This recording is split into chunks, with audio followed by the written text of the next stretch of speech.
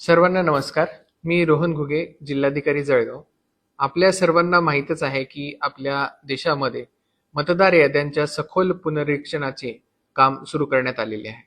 या कामामध्ये 3 टप्पे आहेत आणि त्यामध्ये नागरिकांचा सहभाग हा अत्यंत महत्वाचा आहे.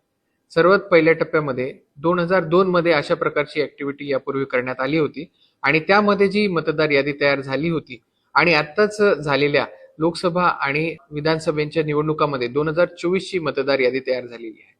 ज्यांचं नाव 2024च्या मतदार यादीमध्ये आहे आणि 2002च्या मतदार यादीमध्ये देखील आहे, त्याचा जो ताळमेळ करता येईल, मॅपिंगची ही पहिली स्टेप आहे.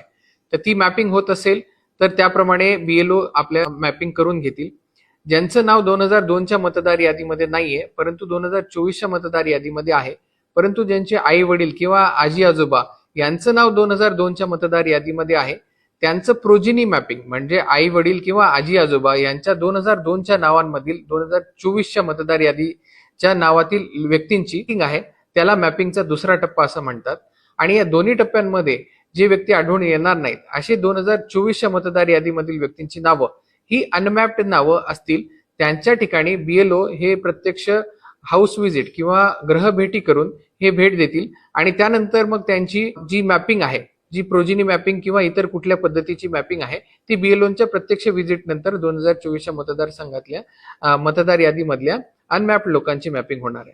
तर अशा प्रकारच्या 3 टप्प्यांमधला हा पुनर्निरीक्षणाचा जो कार्यक्रम आहे तो अगदी सखोल पुनर्निरीक्षण होणार आहे. तर त्यामध्ये नागरिकांचा सहभाग अत्यंत महत्वाचा आहे. आपले बीएलओ आपल्याकडे येतील तेव्हा त्यांना संपूर्ण सहकार्य करावे आणि आपल्याला जर मतदार यादीमध्ये कुठल्याही प्रकारची इश्यू येत असेल तर त्याप्रमाणे बीएलओच्या माध्यमातून जर ते सॉल्व्ह होत नसतील तर नजीकच्या आपल्या तहसील कार्यालयाला भेट देऊन आपलं मतदार यादीमधील सखोल पुनर्निरीक्षणाचं जे काम आहे त्यामध्ये आपल्या प्रशासनाला हातभार लावावा, मदत करावी असं मी सर्वांना आवाहन करतो. धन्यवाद.